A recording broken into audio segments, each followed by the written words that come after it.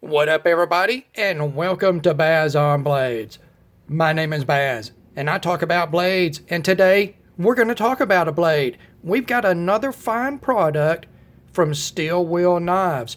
And first of all, I want to say thank you to Paulina at Steel Wheel Knives and to Steel Wheel Knives themselves for sending us this very fine tactical fixed blade.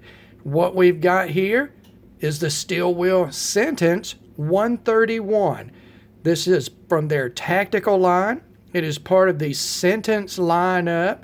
This is actually the most compact version of the Sentence and is in a geometric westernized tanto blade profile. They also have larger models in a drop point. This does have a G10 handle. You can see it's in OD green. They also offer them in black G10. And Steel Wheel is going through a little bit of a change up with their fixed blades. They are phasing out some models and they are bringing in some new models. This model in particular they sent me, it is being phased out. Now, you will probably still be able to find this if it interests you on the market. And I looked around, eBay was the best bet. And I was seeing prices anywhere from $75 to $80. And I think it's pretty solid at that price. I would probably hold out maybe for a little bit lower price. And we will talk about the reason why. This is a fairly stout, mid-size, I would say, mid-size tactical fixed blade in a tanto profile. We're going to set it aside very quickly, take a look at the packaging, and while we're taking a look at the packaging, Baz on Blades is going to drink some cold beer. Oh, that's delicious. Cold beer. It's cold and it's beer and it's delicious. All right, standard Steel Wheel packaging. Let's see what end the sticker is on. You can see here. I apologize, guys. It's a pretty big box to get up under the camera. Steel Wheel 131 Sentence. We're going to open this up. Inside, you will find all the standard Steel Wheel accoutrement. We will set the sheath aside and we're first going to look at the paperwork here. We do have a warning. It says this product may contain chemicals known to the state of California to grow hair on your balls and to make women swoon and drop their panties. And apparently they are afraid of those things in California. I don't know why. I would think that men all over the world would want 3 of these knives if they did that. So here is the card that comes with it. This knife was actually made in 2015. They've had this laying around the office for a little while, guys. Steel Wheel. And then our further documentation is a little blurb documentation here telling you this is part of Steel Wheel's tactical series, or as we like to call it here at Baz on Blades, tacti-cool. Because you're not cool unless you're tacti-cool. So let's get rid of the box here. We're going to bring in the sheath and talk a little bit about it. It is a Kydex sheath.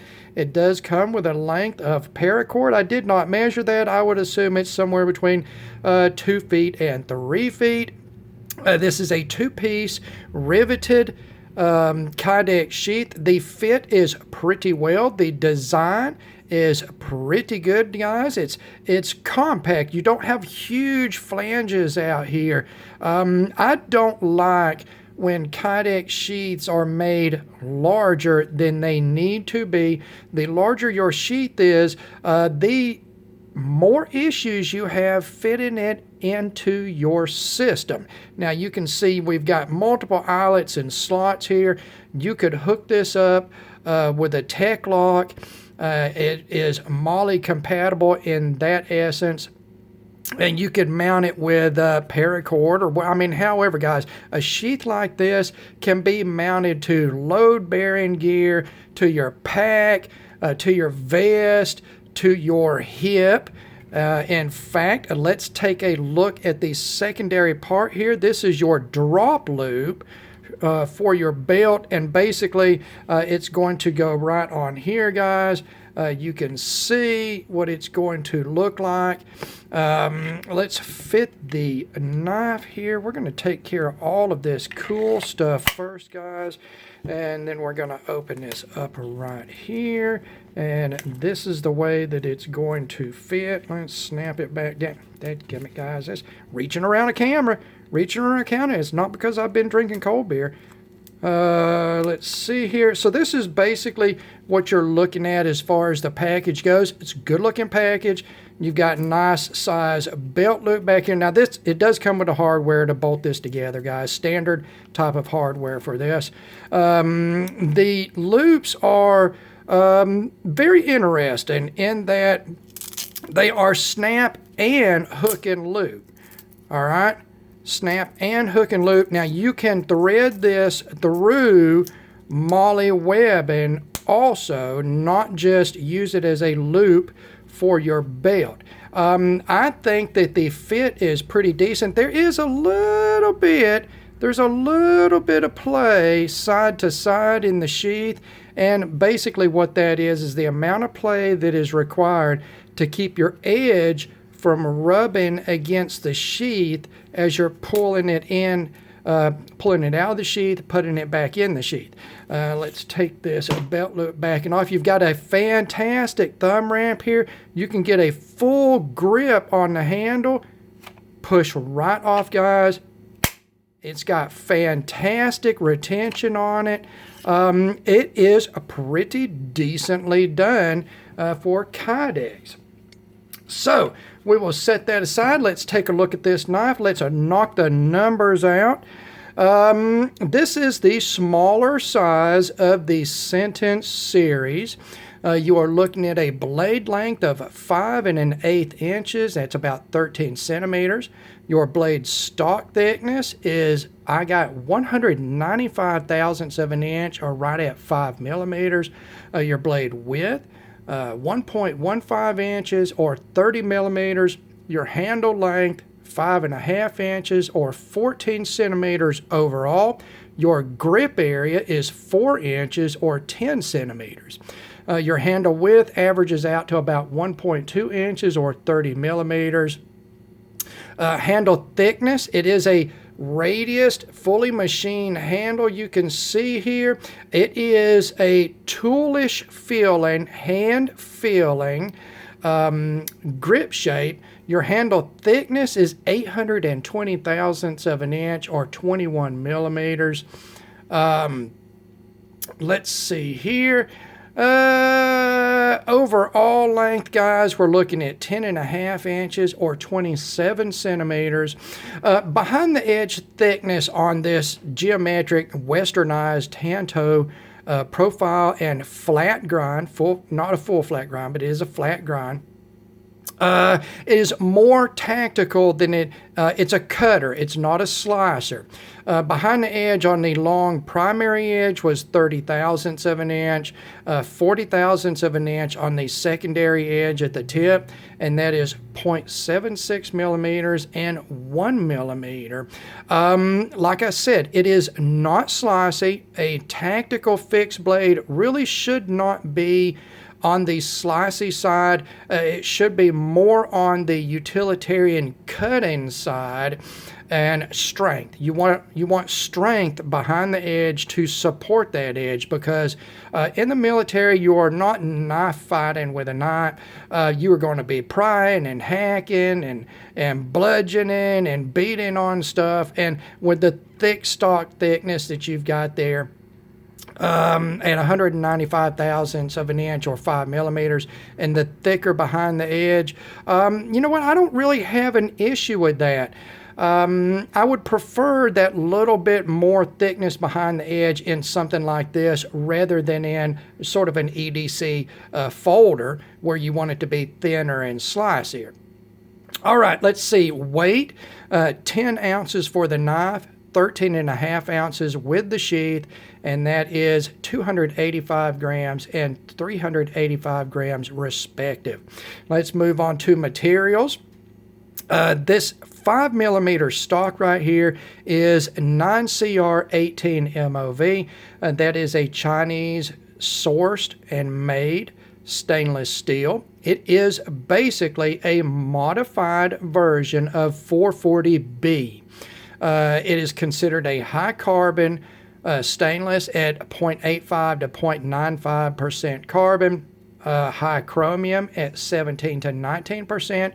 It is vanadium and moly alloyed. You are typically going to see at Rockweld, generally people say 58 to 60, but I think typically you will find this about a point lower. I would say 57 to 59 is where you're going to find 9CR18 MOV. I have found that under 1% carbon content, I don't like to see basic steels pushed to that 60 Rockwell point. They tend to lose some impact resistance. Speaking of, your edge retention on 9CR18 MOV is going to be decent. It is going to perform like a modified 440 stainless should. Impact resistance is good. Corrosion resistance is good. It is not a high-end stainless steel, but this is a knife, a tactical knife, and you know what? It is not an EDC knife where you're going to be constantly using it.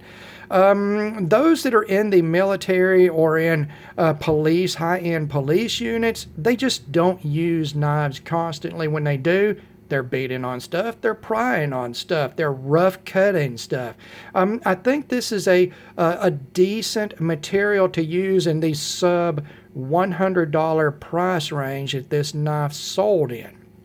Materials in your handle, machine G10. You can see the machining pattern. Again, they are three-dimensionally radius machined. Your small parts, your Torx bits here. Actually, I think these are T10, actually. I think that is bigger than T8. I did not check that, but just eyeballing it, it looks like T10. They are blackened. It's basic. It's solid. Material-wise, this is not the knife that you're going to get on to enter tube zors and be bragging about, but if you need something in a pinch that you're going to beat around with, you know what? It's serviceable, guys. It is serviceable. So, let's talk about fit and finish. Steel wheel, always fantastic fit and finish. We've got a machined satin here with a light buff on it on the blade. The grinds are even. Everything is well done. The etching is crisp on it. It's not overdone. Steel wheel does not tend to billboard their knives too much. Let's see, you've got very well done jimping here. Very well machined, very functional, and we're going to look right here, and there you go. You can get some flesh down into that jimping. It does hold on, guys. Fit and finish wise, no issues with the blade. The primary grinds are even, like I said. The secondary grinds, your edge grind is even. There is one thing that I will go into right here as far as fit and finish goes. I wish this knife had a sharpening choil, and you can see the issues they had at the factory sharpening here. I would probably come in with a small round file and cut a small choil right here, a sharpening choil, so I could easily sharpen it to the termination of the edge. Again, for its intended purpose, guys, not an issue. It's not an issue. This is not a super high-end knife. It's a solid working knife, so not an issue there. That's just something I would have probably done different myself. Fit and finish on the handle, superlative. This is an area that steel wheel always excels in. You can see the fit and finish between the G10 and the tang of the blade here is totally seamless. It is not even nail catch. The machining is even, well pronounced on the G10. The screws are recessed and recessed well. You've got this very small but included lanyard point and impact point for less lethal impact. Although with 195,000 stock thickness, I think you could pop somebody in the head hard enough with that you could probably kill them if needs be. I mean, if you don't do it the first time, you can just keep beating on them. It's a hunk of steel, guys. 10 ounces, 285 grams. It is a very solid filling knife, and the fit and finish, as always, very good with steel wheel. I've got no issues at all there. All right, we're going to go into ergos and utilitarian use. And you know what? I am not personally a huge fan of westernized geometric tantos. I usually like a little curve or belly to my blades. I cannot argue with the cool factor of this type of tanto. Even from the days when I was a teenager, when geometric tantos first started coming in, they just look cool, guys. It is a cool looking blade. It is going to be very strong because you've got so much blade thickness out close to the tip. Let's tip this up. Look at all of this blade length. You do not lose any blade stock thickness until so very close to the tip. If you needed to stab or pry with this knife, a geometric tanto like this is an excellent blade profile and blade grind. Cannot argue with that. It just doesn't make for the best slicer. And again, this knife is a little thicker behind the edge, a little tougher. It's going to be more of a cutter, more of a sharp and pry tool, more of a beat around utilitarian knife that you would honestly and realistically use tactically in the military, on a police force, on any type of tactical team at all. You are going to be oriented more towards this type of knife than some little 15 thousandths behind the edge slicer dicer. Now you might have something like that in your pocket, but this right here, you can pry a door open, you can pry a window open, you can bust you could bust through plywood, you could bust through window glass, you could pry a crate open, you could cut heavy cordage with it, banding, anything like that, guys. This would excel in as far as utilitarian use of this style of blade. And again, as far as any stabby type of action, nobody can tell me any different than that's just going to be stabby. It's going to be stabby. Got nice, I mean, as thick as that is, so close to the tip, guys. Just look, it's just touching it, and it pierces. Okay? Yeah, that is going to go right into whatever soft tissue you want to stick it in. So, good to go there. And again, great jimping for your purchase, your grip, your thumb forward grip there, guys. It is well placed. You can see that the jimping is here. The forward part of the grip is here. We're at an angle, and that is the way you grip a knife. I don't like it when the sort of choil area of the handle, you have the jimping straight up.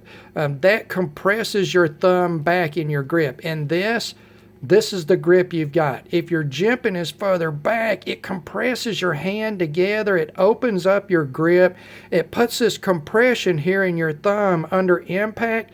That can actually cause damage in your thumb. I want to get that thumb forward. What that does is it moves the rotational area of the handle to blade junction forward the way that it feels like it rotates. Now we're still rotating from our wrist, but when you move forward it makes that blade a little more controllable towards the tip, a little more active towards the tip, and it does, when you get your thumb forward, it gives you a feeling where the tip is in eyes off use, because you don't always use your knife while you're looking at it. I like that very much, and that jimping is very well done. Now, ergos in the handle, very basic handle design. You do have sort of a pseudo choil area here.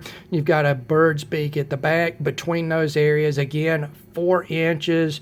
What is that in blah, blah, blah, 10 centimeters in metric. It is a sort of a geometric looking design, balancing out the blade profile, but it is a very organic also and very ergonomic. You've got the drop to the butt, because again, your hand is not flat and straight. All you see are curves in my hand. It's just right, guys. It is a little thicker.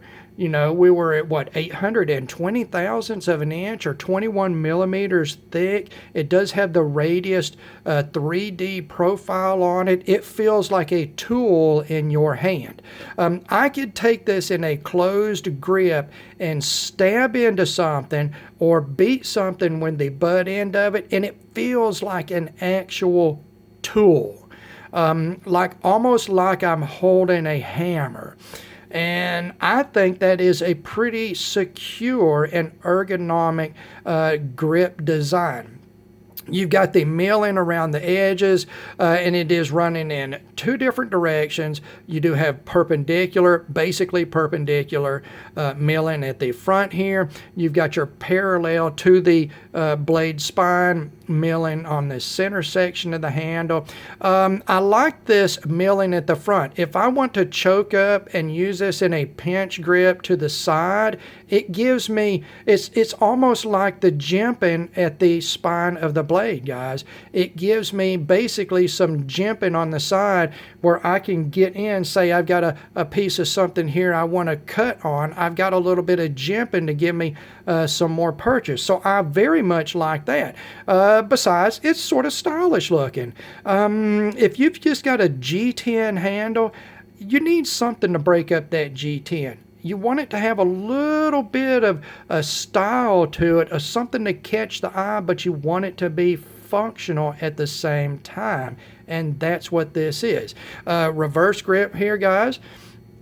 I don't like the reverse grip as much as I could, because you don't have a large flat area here. Now that is in an edge forward reverse grip. You reverse that, you've got this right here.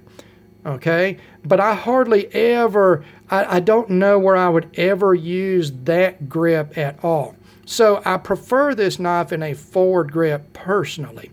That's the trade-off for having this impact point lanyard attachment point there, guys. And that it's not good or bad. The secret to knives is no design is perfect. There are knives out there that 99.9% of people love. They think it's the greatest thing since sliced bread, but there's always that 0.1% of people that they're like shaking their heads and they're like, I don't get it. It feels like crap to me. That's just the way designing is. There's no perfect design, and every small feature that you add in, it can have an adverse effect also. So I probably wouldn't recommend this if you do like a blade out sort of reverse grip, guys. Yeah, I'm going right on that, and that's a pretty peaky. It is cleaned up. It's not sharp. It's not going to stab into you or anything, but it's not going to be comfortable to use in that grip, I don't think. Other than that, no issues at all. Ergonomics are good. This wide open flat center section of the handle in between sort of a pseudo choil and bird's beak, in my large hands, it is basically a perfect fit. Now, if you had giant Sasquatch hands, I'm not sure.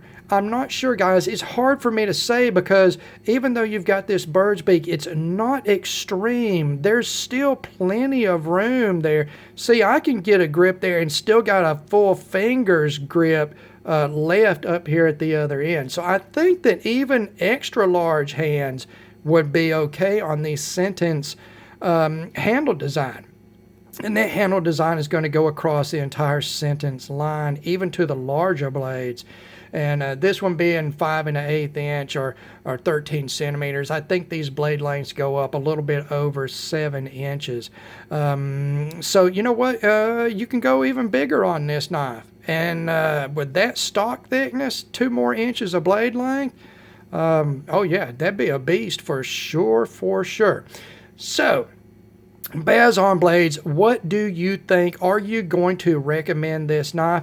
You know what? If you want mid-range, tacti-cool, tanto blade, fixed blade, and you can still find one of these at a price level that you think you're okay with as far as the blade still being 9CR 18 MOV, G10, Kydex sheath, of the design that it is, I think that it's a great knife for what it is.